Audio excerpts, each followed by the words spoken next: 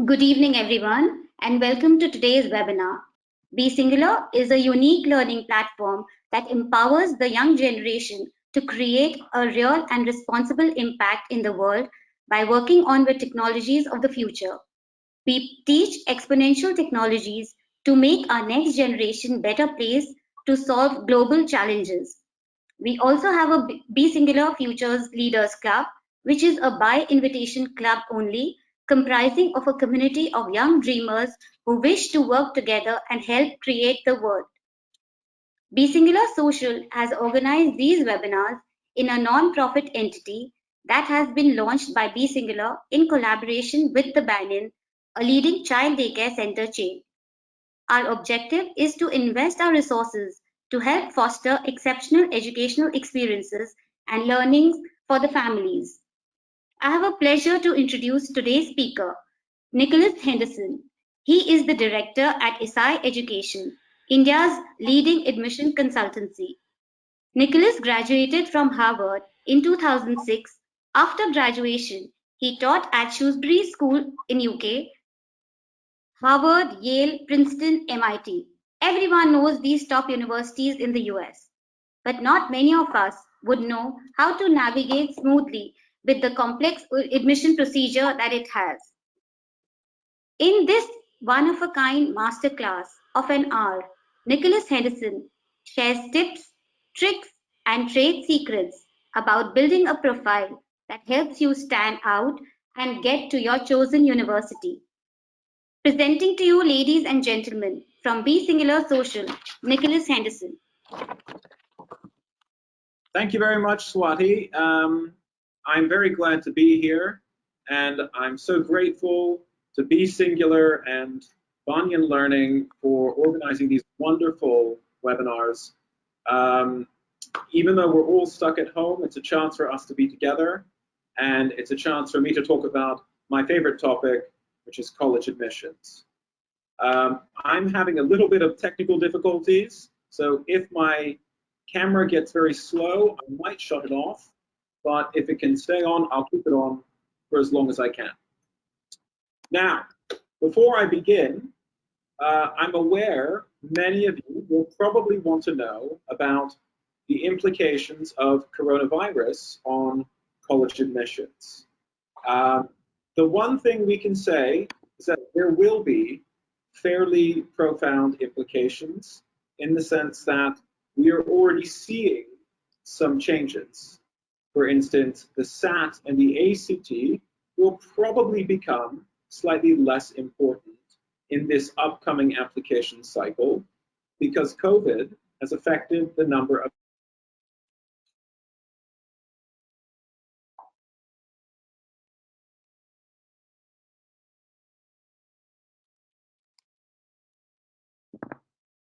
and so that means there's more onus put on doing things at home on your own through the internet or creatively, and these are the things which will make up the most effective profiles in this upcoming cycle. Put simply, a kid can't do sports and have it be only sports right now because there are no sports.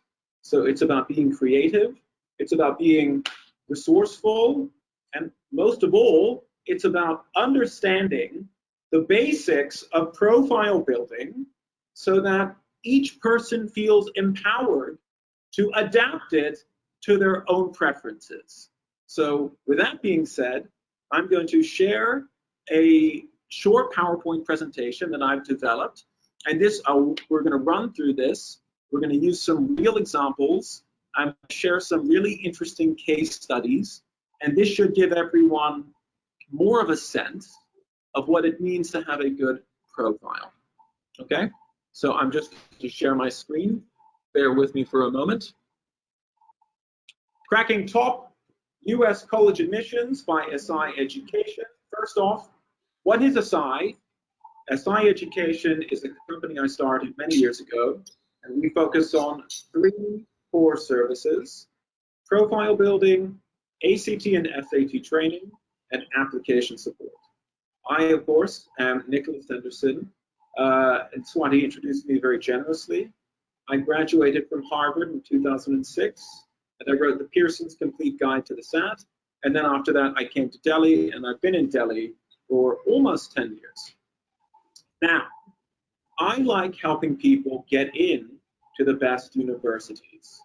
And I'm very good at this. And I'm very proud of what my company has accomplished because I think that the US universities are very unique. US universities have a very peculiar structure which makes them different than other universities. And we'll talk about that in a moment when we get to profile building. However, why the US? That's a question that I'm asked fairly regularly, and I say the US has more resources, the US colleges dominate global rankings, and of course the US universities tend to enjoy a slightly higher reputation. That doesn't mean there aren't many fabulous universities in UK, in Singapore, in India. There are, but there are just more of them in the US. So I think of it as the rule of 2,500, 250, and 50. The US actually has about 2,500 colleges. Not many people know that.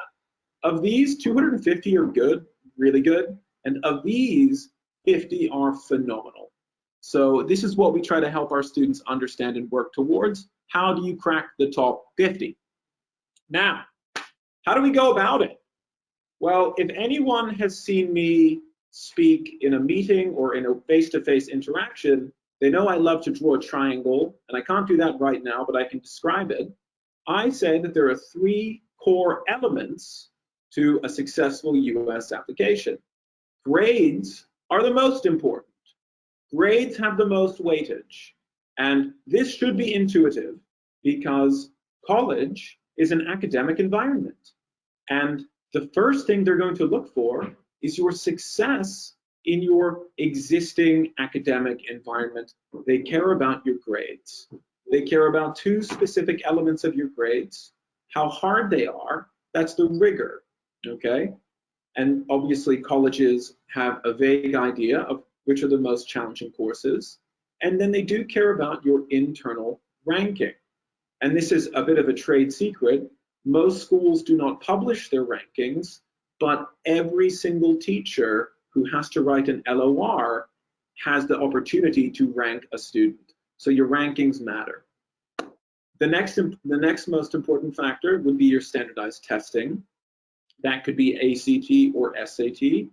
Anyone who knows me or Farhad will know that we really do put a lot of emphasis on the ACT. We love the ACT.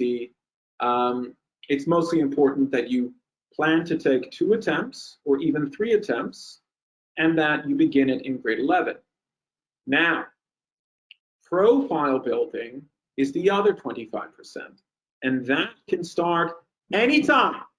That can start right now. And if you're listening to this, then that means you have started, and that's great because anyone can build their profile and everyone can have fun. Now, this is a question I get asked a lot. Is it easy? The answer is no. Of course it isn't easy. As JFK said, we choose to go to the moon and do other things, not because they're easy, but because they're hard. There's something really beautiful and powerful about doing something hard and complex. And when you break it down into the right steps and you approach it with the right spirit, then it becomes successful. And our philosophy is that you get a successful outcome if you have a successful process. So the way you do it makes a big difference. Now, speaking in slightly more concrete terms, there are approximately 50,000 students every year who receive a top 1% ACT score or SAT score. That's simple math. There are 5 million people around the world who take SAT or ACT every year. Only 50,000 will be in the top first percentile. That's like a 34 on the ACT or maybe a 1,500 on the SAT. And all these people will have really good grades. But the question is, how do you get into a top 10 ranked college? Because there are only 20,000 spots. And the way you stand out is, of course, your extracurricular profile. Now, many people don't know what a profile is, and I don't blame them because it's complicated. But we have a very specific definition, and we'll go through this quickly. A profile, in my view, is a coherent and demonstrated record of increasing engagement in a chosen academic field, okay? Coherent meaning it makes sense together. Demonstrated meaning you are showing it, okay? You are proving it. Increasing engagement means doing more and more stuff. And then lastly, and most crucially, a chosen academic field, that means the subject you want to study. So really building your profile is about doing stuff that helps you build your profile in a specific subject. And on the bottom here, I've said, what are some examples of a chosen subject? And it's math, it's eco, art, business, chemistry. And what's a bad example? Well, it would just be anything that you don't take seriously. Because if you don't take it seriously, you won't do it properly for the college admissions. Now, do you really need a profile? That's the big question people ask me. And the answer is yes. Because if you have phenomenal grades and an absolutely cracking SAT score, then colleges are going to understand that you're a very powerful person, you're a very capable person, and they're going to want to see that you have done stuff outside of that, and that you have done stuff to help you engage with your subject. So I think of it as the minimum rule, getting phenomenal grades and top test scores. That's the minimum for getting into a top ranked college. And they like kids who do the maximum, okay? And they like kids, in fact, who are so good and who are so talented that they're more than just a student. They're a student and an athlete, or they're a student and an activist, or a student and an entrepreneur. And that's what we love to help kids become. Now, slightly more specific details. What is a profile and what does it look like? First off, a profile has 10 activities. And the reason it has 10 is because there are 10 spots on the application to list what you have done. So if you only have 2 activities, that's not great. If you have 52 activities, that's too many. You have to leave a bunch off. So we focus on 10. And we like to focus on a mix of school-based and community-based. So showing that you're active and powerful in your school environment, but also that you've looked slightly beyond your school campus and you've thought more about the world around you. We love to see continuous activities, ongoing activities, and ultimately we love to see 3, maybe 4 activities that link with that chosen subject. So if it's chemistry, we got to think of 3 activities that link with chemistry. I wonder what those could be. I'm going to tell you. Now, what goes into an activities list? This is a very important and crucial element of building your profile. An activity is anything you've done outside of school, okay? Or rather outside of classwork. It can be a club you're in. It can be an internship or social service, sports, music, writing articles. It's all fantastic, okay? An activity needs to be public. That's the important thing. It's got to be public and it's got to be verifiable, okay? If you say that you love, my favorite example is French poetry. You love French poetry, and you tell the colleges you're obsessed with it and you stay up all night reading and writing it, then why wouldn't you have done an internship in French poetry, or taken an online class, or taken a language exam, or written for a magazine, or started your own magazine? You see what I mean? It's about doing the verifiable stuff which makes sense for your interest. And so it's got to be public and it's got to be verifiable. One important question people ask us is, how long should I do these? What's the bare minimum amount of time?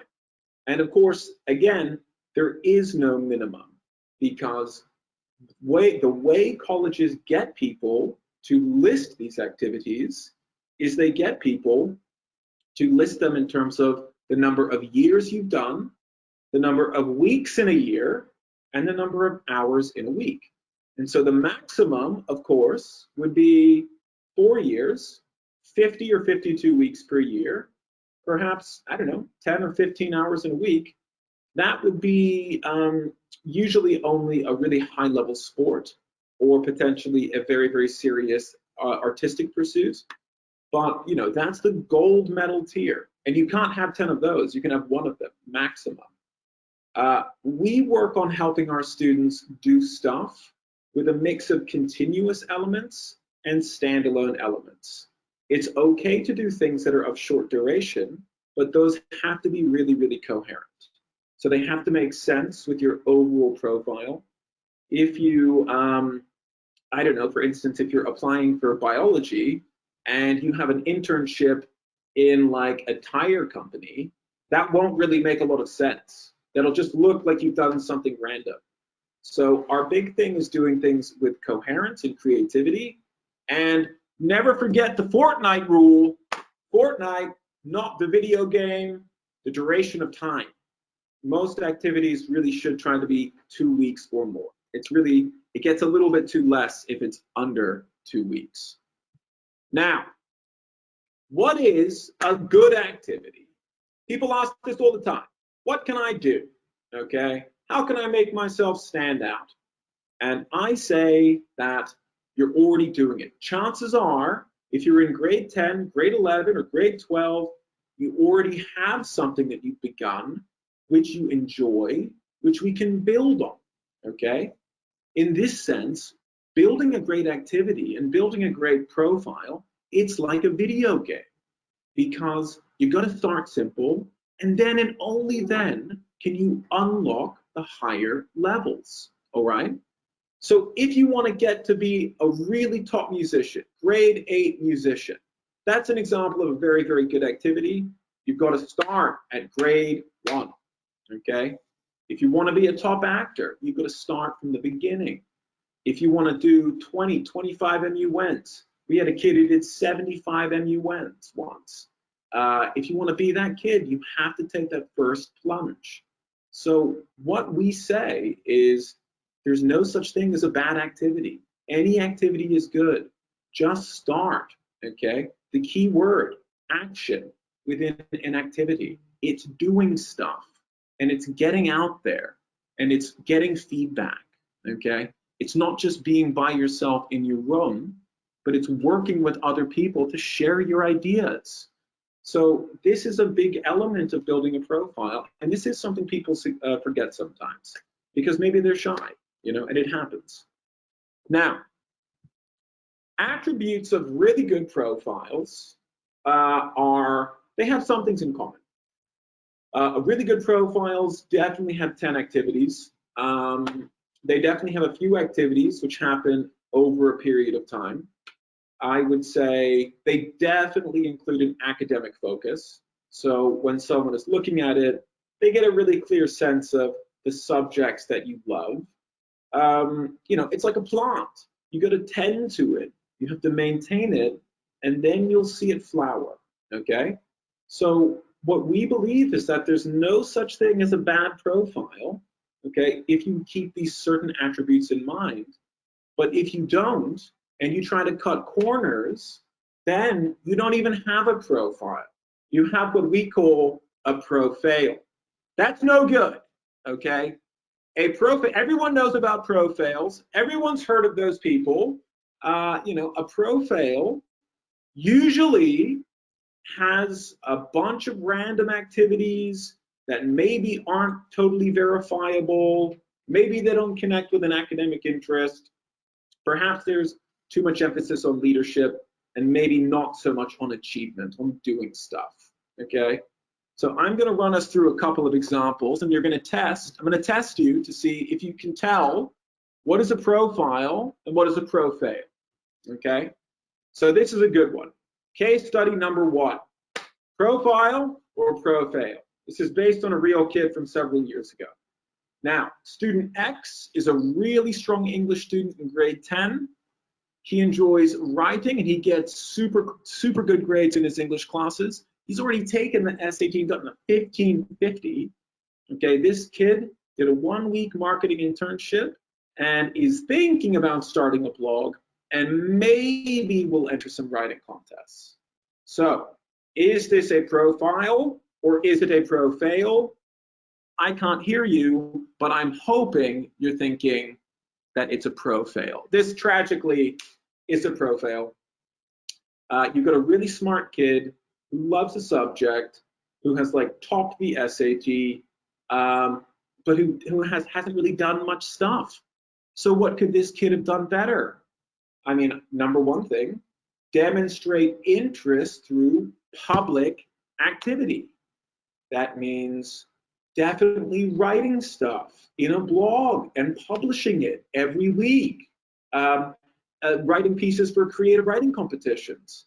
Maybe doing some kind of writers group or even starting one in school, okay?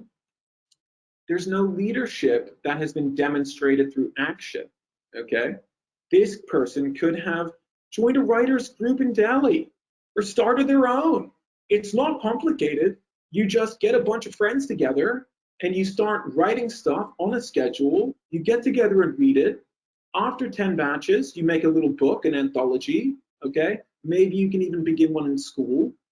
And of course, the point 3, the last thing this kid missed is that she or he had a really good chance to demonstrate excellence over time. Write that book, okay? Compile a bunch of short stories, start your own newspaper, do something outstanding. Then you'll stand out. This person didn't quite get around to it, okay? Now, let's think about case study number 2. Student Q is a passionate engineer. She's done a great service project which helps low-income people use eco-friendly outdoor fire material. This is based on a real kid. This kid just made a bunch of logs out of wax and sawdust, and they went around and gave them to local service workers. This kid did a couple online courses in environmental science and did a summer school in physics.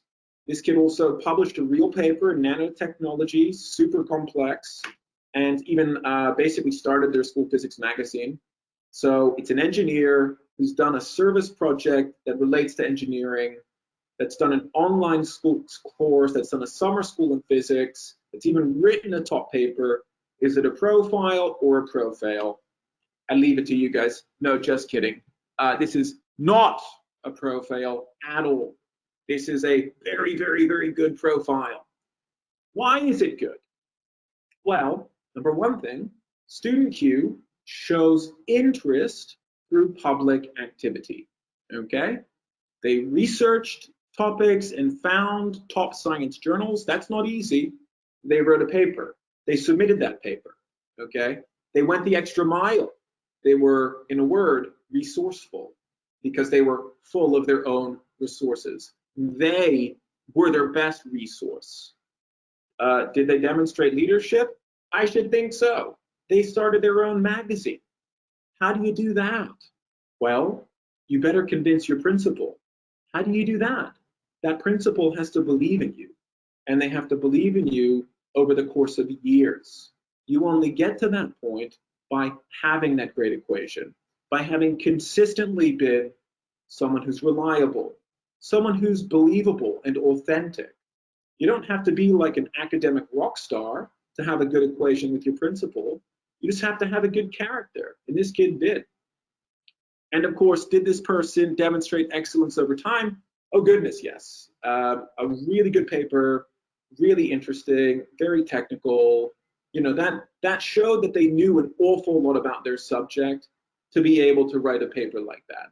And then this kid in the end got into Harvard, Stanford, and Princeton. I think with full financial aid as well. So just a really, really successful person and a lovely kid too. Now, I think a lot of you guys will have questions about service-oriented profiles. We'll talk about that very quickly, okay? And a lot of people wonder, particularly now with COVID, how can they do something impactful in service? What does that look like? We say that service is not charity, okay? It's great to do charity, it's important to do charity, but service is much more about trying to understand a specific social issue, trying to identify maybe a resource impediment, and trying to create ways to fix it. And so this is really how we view service. It can't be general. It can't just be fixing the environment. That's not possible. But what it can be is it can be targeted, and then it can be done in partnership, joining a great NGO to use their expertise. And then, most of all, it can be impactful. It can address one tiny social issue, and then it can impact it. And so this is kind of the key. The hard part is knowing what are the social issues. And hey, here is a very short list. There's like 10,000. Here's about 20 that could be awesome projects that could form the basis of really wonderful social profiles. Again, you can't do a project in a field like the environment or poverty or even gender rights because it's just very, very broad. So instead, you have to get a little more specific. You could do one on HIV testing access. That's an amazing area. That would be such a great project. Breast cancer prevention, that would be super good. Clean water access, mental health screening. I think that's close to my heart. That's close to a lot of people's hearts. That's the kind of thing which shows that you've understood these issues, you've identified a way to help people in a real way, and you're going the extra mile to do something useful. This is just a bunch of random ideas. There's many great ones here. Women's health in prisons, disability access for public spaces, a very, very powerful and trenchant issue. So my thing I'm trying to communicate is when you're thinking about doing service, please think specifically. Don't think broadly. Think about what is that one key change you can affect? What is that one group that you can help? And start there. And then let your project get bigger based on that. Now, we're going to talk about 2 fantastic social project case studies, and then we're going to wrap up and I'll take some questions. So I just want to share these because, again, these are based on real children, and it was wonderful to see their efforts, but it was also very instructive to understand why one of them was really successful and one of them was not as successful. So let's consider student Z. Student Z loves animals. She spends all her time working with animals. She went to an NGO that helps street dogs. She started a project to find them homes through adoption camps, and then eventually had a bunch of volunteers because she was so persuasive. She got a bunch of volunteers to help. She wrote her own kids' book, super lovely, all about stray animal adoption, which actually she got incorporated at her own school. So she was able to convince the principal to let people teach this. She won a service award for her project, and then she even raised like $1 lakh just through bake sales. Nothing fancy. And so, what does this project show about this kid? What does it project about them?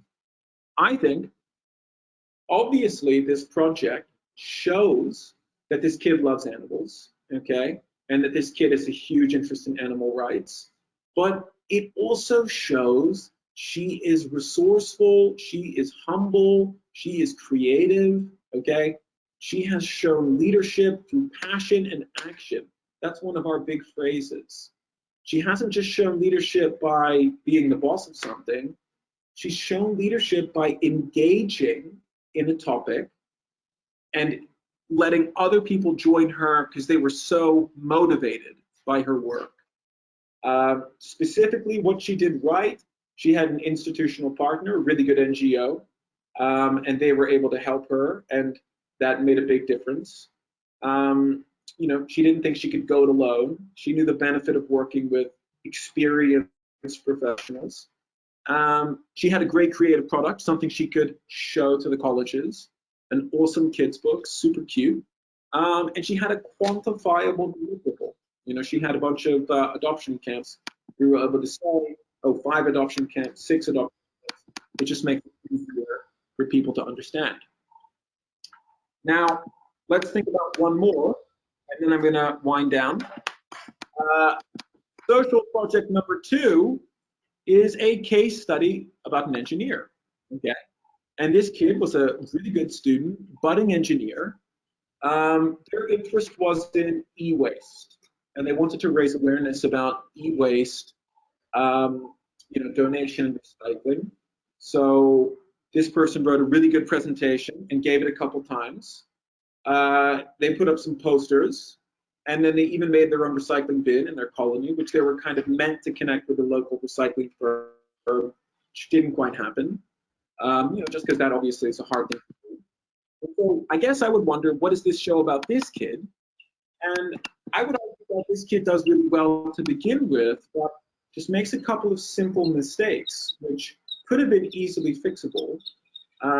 This person didn't really have an institutional partner, for instance. So there wasn't really anyone to like advise them or help them when things got tricky. And they always get tricky. And also there's no one to write LOR at the end of it.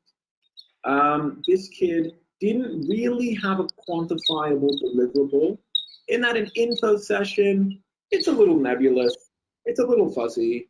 You know, it's okay, it's very important to have info sessions be a part of your project, but it shouldn't really be the only part, because it should always be an info session plus eventually some kind of action. And so that action probably could have been setting up some recycling bins, but you know, because it was complicated, because the recycling company was hard to reach, it didn't really go through, and that really meant there wasn't a lot of long-term impact. And so this kid got into a really good college because their academics were phenomenal, but I think that this could have been a little better in just 1 or 2 simple ways. Okay, so my final profile tips are: if a tree falls in the woods, does it make a sound? That's a philosophical question. I studied philosophy, a lot of my colleagues studied philosophy. I would probably say no, it doesn't make a sound. And if a profile is built in private, does it say anything about you? And it's the same thing. The answer is not really, because you know, this is what your profile does. It is a list of 10 activities, and it says something about you. It speaks about your interest in your academic subject and your society, but it can show your creativity, it can show your warmth of heart, it can show your forcefulness and your determination. And at the end of the day, colleges are going to say, when they look at your profile, oh, here's the science kid. Ooh, wow, this is the development economics kid. Amazing. Now, if you don't have that, if you don't really embrace it, you're just going to be some kid. Okay?